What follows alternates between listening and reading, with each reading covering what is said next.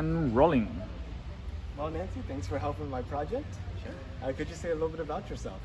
Yes, my name is Nancy Perez, and I am from Texas, but I was raised in Mexico, and I am currently working at NASA JPL in Pasadena, but I am a Texan from heart. Excellent. So, what else do you want to know? Well, did you know that NASA is planning to send astronauts back to the moon?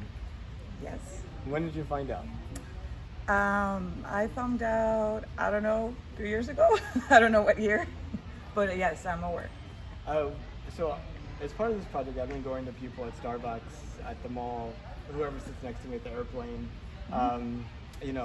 just random people on the street, and ask them, hey, did you know that NASA plans an astronauts to the moon? You know what I usually get back as an answer? What? Not until you told me. Really? Yeah. Okay. So I think most people outside of like the space community don't know that we're going back to the moon. Yeah, I see that too. Do you think this is a problem? And if so, what do you think the solution would be? Definitely, I think it is a problem. So bring awareness, and especially people like us that work in the industry, be on social media. We're excited for Artemis that's finally going, and we know we have Artemis 1, 2, and 3. And I think once we have Artemis 2 and people are orbiting the moon and it's in the news, social media, people are going to get really excited. And also if we can involve the community of teachers, like my sisters are both teachers, and for elementary school, and let them know, when was the last time we went, and now we're going back. And I think that's going to gain a lot of excitement. So, and just be aware and talk to people and like what you're doing. Yeah, there was a reporter that asked the NASA administrator, he's like, hey, in my newsroom, only 2 people knew that we're going to the moon, and Wow. NASA administrator said, well, once the rocket takes off and it like becomes like page number 1 story, that'll change. So I hope he's right. Yeah, I hope that too. So what do you think about us going back to the moon? I think this is going to be great for science, for teaching, experiments. I think having a base on the moon, and it's going to be able to help us get closer to Mars and do all the more experiments. And I don't know, it's going to be great opportunities. And now that more commercial companies are involved, it's going to be also great for more jobs and create more science, more awareness, I guess, too. So if you were to look out into the future of humanity, say 200 years, do you think we're still have only humans on the Earth, or do you think there's some humans living in other places in the solar system? Definitely in other places. In 200 years, I would hope so.